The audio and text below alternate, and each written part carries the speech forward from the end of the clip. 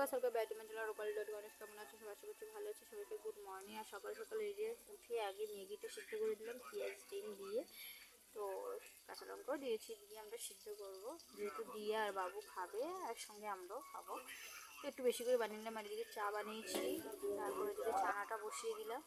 তারপর আমি চা খেয়ে নিচ্ছিলাম, যেহেতু ও আসছে না তো ভাবলাম যে আমি চাটা খেয়ে নিই, আমি চা খাওয়ার পরে ও খাবে। তারপর এখানে আমি ম্যাগি খেতে বসে গেলাম, চা খাচ্ছি বিস্কুট দিয়ে, সরি, তো চা খাচ্ছিলাম বিস্কুট দিয়ে, ভাবলাম তাড়াতাড়ি করে খেয়ে নিই এক এক করে। খাওয়া দাওয়া করে তারপরে ম্যাগি খাবো। তো এখানে আমি অল্প করে ম্যাগি নিয়েছি, যেহেতু আমি ম্যাগিটা একটু কমই খাই, তো ঝটপট করে আর কি খেয়ে নিচ্ছিলাম। তারপরে অনেক কাজ আছে সেগুলো আর কি সারবো। তারপরে আমার কিন্তু সকালে স্নানটা শেষ, সম্পূর্ণ শেষ। তো এখানে চাটা খেয়ে টিফিন করে তারপরে আমি চলে আসলাম বিছনাটা গুছাতে।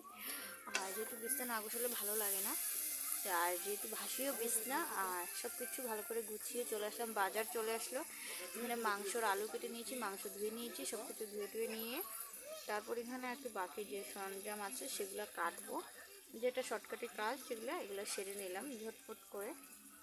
আর এখানে একটু টমেটো পেঁয়াজ লঙ্কা এগুলো কাটবো আর কি, ধন্যবাদ ওটা, তো সেগুলো কাটার জন্য আর কি সব কিছু তৈরি করছিলাম আস্তে আস্তে করে।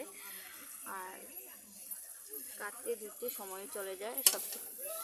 আর যেহেতু অনেকদিন পরে লং ভিডিওটা বানাচ্ছি, আর সেইভাবে আর কি হবে না, তো আর কি বানাচ্ছি, না বানাতে হবে না না। তারপর এখানে আর কি সব কিছু কেটে মশলাগুলো ইয়ে করে পেস্ট করে দিলাম।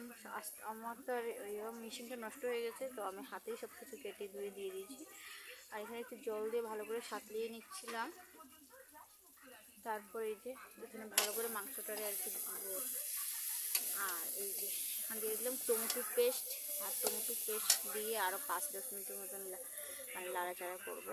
আর যেহেতু একটা গন্ধ না ভালো ভালো লাগে না। তারপরে দিয়ে দিলাম মাংস আর আলুটা একদম ভালো করে এখানে ইয়ে করছিলাম, মানে ভালো করে আর কি না লাড়ালে আর কি ভালো লাগে না, তো সেটা আর কি।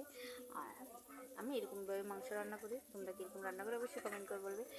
আর এইখানে আমি কিন্তু একটু শুকনো লঙ্কাও দিয়েছি, মানে ফোড়নও দিয়েছিলাম শুকনো লঙ্কাটা। তারপর একটু ঢেকে দিয়ে দিব 5-10 মিনিটের মতো, একটু আঁচটা কমিয়ে দিলাম।